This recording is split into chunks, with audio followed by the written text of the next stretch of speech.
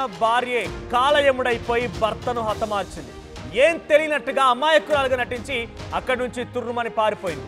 ఈ ఘటన మేఘాలయలో చోటు చేసుకుని మేఘాలయలో హనీమూన్ కపుల్ సంబంధించినటువంటి అంశంలో ఒక బిగ్ ట్విస్ట్ నెలకొంది. వీరిద్దరికీ పెళ్ళైంది. చూడండి, ఆ విజువల్స్ చూస్తున్నారు కదా, చాలా క్లియర్గా ఫస్ట్ నుంచి ఈ విషయాన్ని మీకు కొంత అర్థమయ్యే రీతిలో చెప్పాలనుకుంటున్నాను.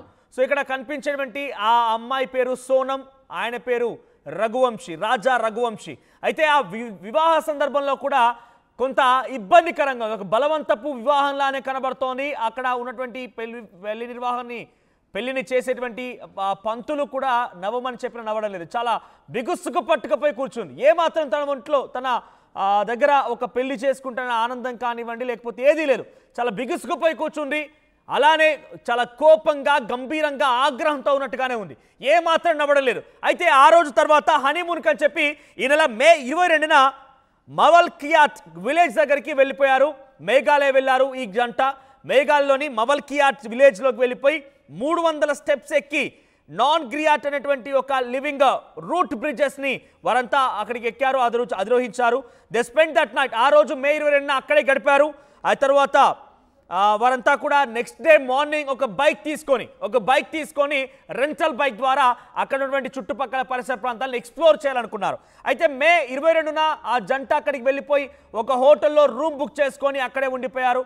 మే 23కి వచ్చేసరికి వారి యొక్క కాంటాక్ట్ కుటుంబం నుంచి దూరం అయిపోయింది. ఏమాత్రం కాంటాక్ట్ లేదు, కుటుంబానికి అందుబాటులో లేరు, ఎక్కడున్నారు తెలియడం లేదు, ఎక్కడికి పోయారు తెలియడం లేదు, ఇదంతా ఏం తెలియడం లేదు. కానీ ఆఖరికి వస్తే మే 27 వరకు కూడా ముఖ్యమంత్రి వరకు వెళ్ళింది, మధ్యప్రదేశ్ ముఖ్యమంత్రి వరకు వెళ్ళింది ఘటన. వాళ్ళందరూ కూడా మధ్యప్రదేశ్ రాష్ట్రానికి సంబంధించిన వాళ్ళు. సో మధ్యప్రదేశ్ ముఖ్యమంత్రికి వెళ్తే మధ్యప్రదేశ్ ముఖ్యమంత్రి కాస్త మేఘాలయ ముఖ్యమంత్రి కోనార్డ్ సంగ్మాతో మాట్లాడుకొచ్చారు. సో అక్కడ మాట్లాడి ఎప్పటికప్పుడు ఈ విషయం పైన ఆరా తీస్తూ ఉన్నారు. ఏం జరిగిందో తెలియలేదు, అసలు ఎక్కడికి వెళ్ళారో కూడా అర్థం కావడం లేదు. ఈ నేపథ్యంలోనే జూన్ 2న రాజా రఘువంశీ యొక్క మృతదేహం లభించింది. మేఘాలయ ప్రాంతంలోని రాజా రఘువంశీ మృతదేహం లభించింది. While the search of his wife, ఆ భార్య కనపడలేదు. అయితే చివరిగా వాళ్ళు ఎప్పుడైతే బైక్ రెంటల్ తీసుకొని ఒక కేఫ్ దగ్గర నుంచి వాళ్ళ ప్రయాణం స్టార్ట్ చేశారో అక్కడ చూస్తున్నప్పుడు ఆ సదరు మహిళ ఎవరైతే భార్యగా చెప్పబడతాడో సోనం ఉందో, ఈ సోనం అనే మహిళ తన ఒంటి పైన వైట్ కలర్ ఒక టీ షర్ట్ ధరించింది, జర్కిన్ లాంటి ఒక టీ షర్ట్ ధరించింది. అయితే ఆ మృతదేహం ఎక్కడైతే పడి ఉందో రాజా రఘువంశీ భర్త మృతదేహం పడి ఉన్న చోట భార్య యొక్క టీ షర్ట్ లభ్యమైందట, వైట్ కలర్ జర్కిన్ లాంటి టీ షర్ట్ లభ్యమైంది. వెంటనే అక్కడికి వెళ్ళినటువంటి పోలీసు అధికారులు ఏమనుకున్నారంటే ఎవరు దుండగులు ఇక్కడికి వచ్చి ఆ భార్య పైన అత్యాచారం చేసి ఆ భార్యని హతమార్చి లేకుండా భార్యని కిడ్నాప్ చేసి భర్తని చంపేస్తారేమో అనేటువంటి అనుమానం వ్యక్తం చేశారు. అలా వెళ్తూ ఉండగా జూన్ 2న మృతదేహం లభించిన నేపథ్యంలో మొదటిగా అనుమానించిన విధానం ఇది. ఇక జూన్ 4 వచ్చేసరికి జూన్ 4న ఆ టీ షర్ట్ని స్ట్రిప్ ఆఫ్ మెడిసిన్, ఆ టీ షర్ట్లో కొన్ని మెడిసిన్స్ కూడా ఉన్నాయట. సో ఆ మెడిసిన్స్ని a part of the LED screen of a mobile phone సంబంధించిన ఒక ఎల్ఈడి స్క్రీన్ని ఇవన్నీ కూడా ఆ టీ షర్ట్లో వాళ్ళు తీసుకున్నారు. సో జూన్ 2న వాళ్ళ ప్రయాణం స్టార్ట్ అయింది. అప్పటి నుంచి వాళ్ళు ఫ్యామిలీతో కాంటాక్ట్ లేరు. మే 23 నుంచే ఫ్యామిలీతో కాంటాక్ట్ మిస్ అయింది. వాళ్ళు మిస్ అయ్యారనే వార్తని తరచూ ఎప్పటికప్పుడు పోలీసులు వారి కోసం వెతుకులాట మొదలుపెట్టారు. జూన్ 2 విషయానికి వస్తే మృతదేహం లభించింది. మృతదేహం దగ్గర ఒక టీ షర్ట్ ఉంటే ఆ టీ షర్ట్లో ఒక మొబైల్ ఫోన్కి సంబంధించి విడి భాగాలు, LED screen, mobile phone touch screen ఉంటుంది కదా, ఆ డిస్ప్లే కనిపించిందట తన టీ షర్ట్లో. ఒక స్మార్ట్ వాచ్ కనిపించింది. తర్వాత ఒక స్ట్రిప్ ఆఫ్ మెడిసిన్స్ కనిపించాయి ఆ టీ షర్ట్లో. ఇవన్నీ కూడా ఆ మహిళ ధరించేటువంటి ఒక వైట్ టీ షర్ట్. ఆ తర్వాత 6వ తేదీన ఎక్కడిది, అసలు వీళ్ళు ఎక్కడి నుంచి స్టార్ట్ అయ్యారు ఏంటి అనే విషయాన్ని వాళ్ళంతా పోలీసులు కొంత పరిశీలిస్తుండగా వీళ్ళంతా స్టార్ట్ అయింది ఒక కేఫ్ దగ్గర నుంచి, రెంటల్ బైక్ ద్వారా ఆ కేఫ్ దగ్గర నుంచి వాళ్ళంతా స్టార్ట్ అయిపోయారు ఇద్దరు కూడా. సో ఎక్స్ప్లోర్ చేయడానికి వెళ్ళిపోయారని చెప్పి 6వ తేదీన సీసీటీవీ ఫుటేజ్ బయటపడింది. సో ఈ సీసీటీవీ ఫుటేజ్ ఆధారితంగా వైట్ టీ షర్ట్ ఎవరిది అన్నప్పుడు తన భార్యనే వైట్ టీ షర్ట్ మాత్రం నిర్ధారించుకున్నారు. సో అప్పటివరకు వాళ్ళు ఎక్కడి నుంచి స్టార్ట్ అయ్యారో కూడా తెలియదు. ఒక మృతదేహం లభించింది, మృతదేహం దగ్గర వైట్ టీ షర్ట్ ఉంది, వైట్ టీ షర్ట్లు ఇవన్నీ కూడా ఉన్నాయి. కానీ ఎప్పుడైతే 6వ తేదీన సీసీటీవీ ఫుటేజ్ని పోలీసులు పరిశీలించారో ఆ సీసీటీవీ ఫుటేజ్లో ఈ మొత్తం విషయాలు కూడా ఆ పోలీసులకు అర్థమయ్యాయి. ఆ తర్వాత విచారణ ఇంకా వేగవంతం చేశారు. కట్ చేస్తే జూన్ 9న కట్ చేస్తే ఈ సదరు మహిళ అంటే ఈరోజు ఈ మహిళ ఉత్తరప్రదేశ్ గజీపూర్ ప్రాంతంలో పట్టుబడింది.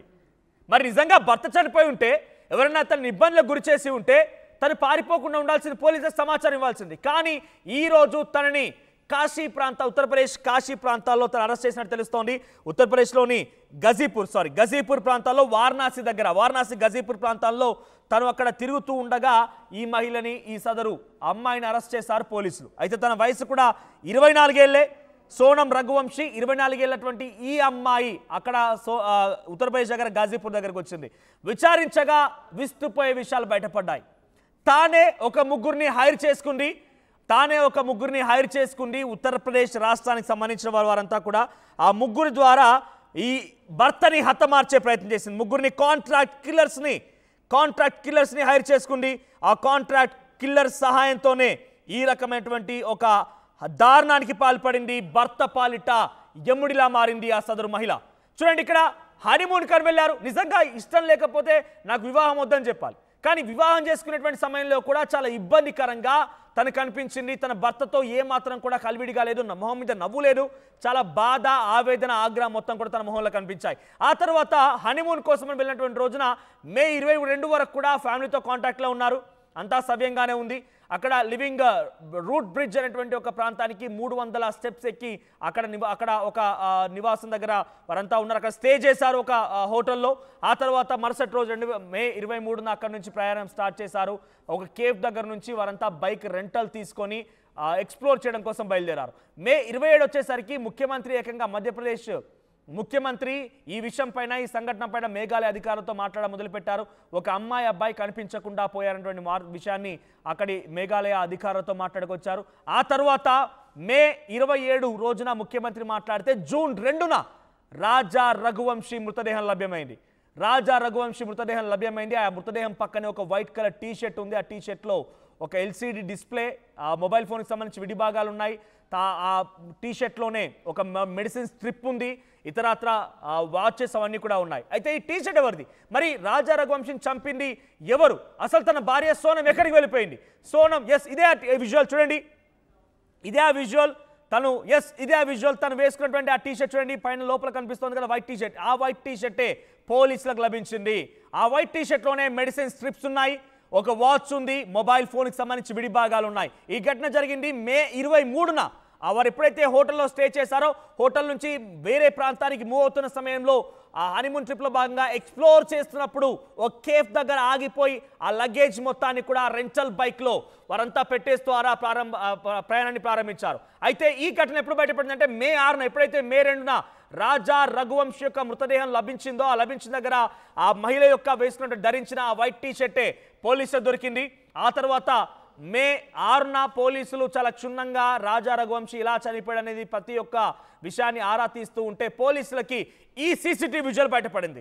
కట్ చేస్తే మే 9 అంటే ఈ రోజున ఉత్తరప్రదేశ్ గజీపూర్ వారణాసి ప్రాంతాల దగ్గర అర్ధరాత్రి 1 గంట సమయానికి ఈ మహిళ ఒంటరిగా అక్కడ కలే తిరగడం చూశారు పోలీసులు. వెంటనే అదుపులోకి తీసుకొని విచారిస్తే కాంట్రాక్ట్ కిల్లర్, నా భర్త నేనే చంపించాను, ఒక ముగ్గురికి నేను డబ్బులు ఇచ్చాను, ముగ్గురికి డబ్బులు ఇచ్చి వారి చేత ఈ హత్య చేయించాను, నా భర్తను చంపింది నేనే అనే విషయాన్ని ఒప్పుకుంది సోనం. తనంతట తానే లొంగిపోయింది. అనుమానించి పోలీసులు తనని విచారించగా తను చేసిన నిజాన్ని ఒప్పుకుంది. ఇప్పటివరకు ఎవరికైతే ముగ్గురిని కాంట్రాక్ట్ కిల్లర్స్గా మార్చుకుందో ఆ ముగ్గురులో ఇద్దరు కూడా పోలీసులు అయితే లొంగిపోయారు. పోలీసులు వారు అరెస్ట్ చేశారు. మరొక వ్యక్తి ఇంకా లొంగాల్సి ఉంది. సో నిజంగా చూడండి, కట్టుకున్న భార్యే కాలయముడైపోయి భర్తని హతమార్చింది. సో ఎంత దుర్మార్గానికి దారితీస్తుందనంటే బయటకు తీసుకువెళ్ళి ఇంట్లో ఉంటే భవిష్యత్తు తనకు వీలు కాదనుకుందో ఏమో, కానీ హనీమూన్ పేరిట భర్తని ఫోర్స్ఫుల్గా బయటకు తీసుకెళ్ళి అక్కడికి వెళ్ళిన తర్వాత ఎంజాయ్ చేద్దామని చెప్పి అంతా సవ్యంగానే నటించి ఆఖరికి వస్తే భర్తనే ఒక కాంట్రాక్ట్ కిల్లర్ చేత చంపించినటువంటి ఒక దుర్మార్గానికి పాల్పడింది సదరు మహిళ. అంటే ఇటువంటి వారిని ఎలా శిక్షించాలో మీరు కామెంట్ చేయండి. ఇటువంటి వారిని ఎలా శిక్షించాలి? ఎందుకంటే ఇక్కడ ఏం జరిగినా కానివ్వండి, ఎటువంటి తప్పైనా కానివ్వండి, ఏమైనా జరగనివ్వండి, కానీ ఎప్పుడైతే భర్తని హతమార్చినటువంటి ఒక ఆలోచన సదరు మహిళకు వచ్చింది. కేవలం ఆ మహిళ వయసు కూడా, మహిళని చెప్పలేము, ఇక్కడ ఒక అమ్మాయి, ఆ అమ్మాయి వయసు కూడా 24 ఏళ్ళు మాత్రమే. అంతలా ఏమి ఇబ్బంది కలిగింది? భర్తను చంపేసేంతలా అంత దుర్మార్గమైనటువంటి ఆలోచన సదరు మహిళకు ఎందుకు వచ్చింది? సో ప్రస్తుతానికి ఈ విషయంలోనే పోలీసులు విచారణ కొనసాగిస్తున్నారు. సో ఆ విజువల్స్ చూడండి. మొదటి విజువల్స్లో వివాహానికి సంబంధించి ఆ విజువల్స్ అన్ని కూడా వివాహ సమయంలో పూజా కార్యక్రమం నిర్వహిస్తుండగా కనీసం మొహంపై నవ్వు లేదు, భర్తతో సహకరించడం లేదు. అక్కడ ఉన్నటువంటి ఆ వివాహాన్ని జరిపించేటువంటి ఆ పూజారి కూడా నవ్వమని చెప్పినా కూడా నవ్వడం లేదు. కనీసం తన మొహంపై ఎటువంటి చిరునవ్వు లేదు. ఒక ఆగ్రహం, కోపం, ఆవేదన, బాధ అన్ని కొట్టొస్తున్నాయి. ఆ తర్వాత ఈ ఘటన జరిగింది. రైట్ సైడ్ విజువల్స్ కనిపిస్తుంది, సీసీటీవీ విజువల్స్ అవన్నీ కూడా. మే 23న 22న వాళ్ళు హనీమూన్కి అక్కడ వెళ్ళిపోయి అక్కడ హోటల్లో స్టే చేశారు. 23న తిరిగి అక్కడ నుంచి మళ్ళీ ఎక్స్ప్లోరేషన్ కోసం బైక్ రెంటల్ తీసుకొని ప్రయాణం స్టార్ట్ చేశారు. అయితే బహుశా ఆ రోజునే ఈ ఘటన జరిగి ఉంటుంది. ఆ రోజునే తను పారిపోయి ఉంటుంది అక్కడ నుంచి. అప్పటి నుంచి ఫ్యామిలీతో కాంటాక్ట్ లేదు, ఎక్కడ మిస్ అయ్యారు తెలియడం లేదు, పోలీసులు కూడా ఆలోచించడం లేదు ఏం జరిగింది అనేది. ఎప్పుడైతే జూన్ 2న మృతదేహం లభించిందో, రాజా రఘువంశీ మృతదేహం లభించిందో, ఆ రోజున మొత్తం విషయం బయటపడింది. టీషర్ట్ దొరికింది సీసీటీవీ విజువల్స్లో.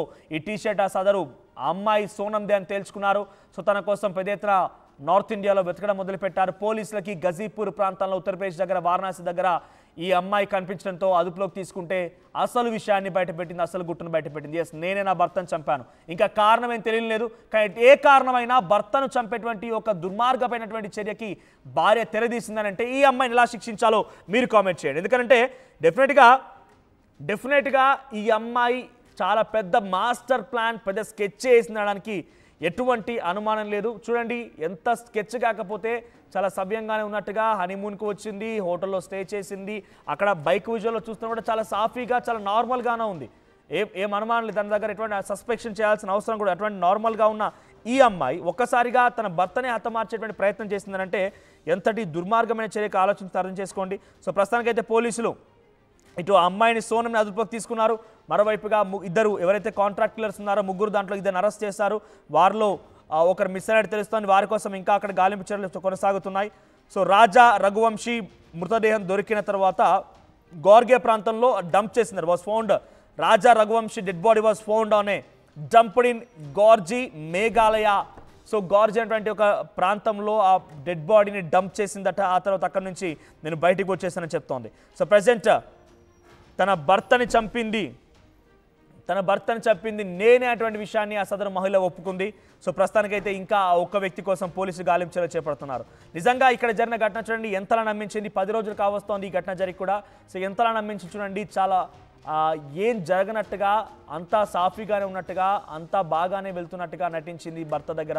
ఆఖరికి వస్తే భర్తని కాంట్రాక్ట్కి సంబంధించినటువంటి కిల్లర్స్తో చంపించే ప్రయత్నం చేసింది. సో ఈ ఘటనకు సంబంధించి రైట్ ఒక్కసారి రఘువంశీ ఎవరైతే రాజా రఘువంశీ ఉన్నారో తన తల్లి ఆవేదన, తన తల్లి యొక్క బాధ వినండి ఏం మాట్లాడిందో.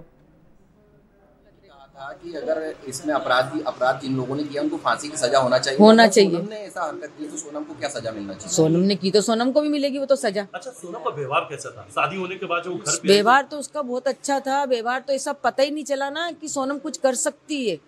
अभी भी यकीन नहीं हो रहा कि सोनम ने करके कैसे क्या हुआ। सोनम की कॉल डिटेल बता रही कि घंटों लगातार वो राज कुशवाहा से बात कर रही थी। यहाँ घर पे भी फोन चालू था, हाथ में फोन था? नहीं, मेरा फोन चालू था ना, स्विच ऑफ बता रहे। सोनम लगातार फोन पे बात कर रही थी। नहीं तो वो उनके यहाँ मालूम होगा कि उन लोगों ने कितनी बार बात करी, राज पुछताछ करी नहीं करी। मैं उसको पहचानती नहीं ना कौन था।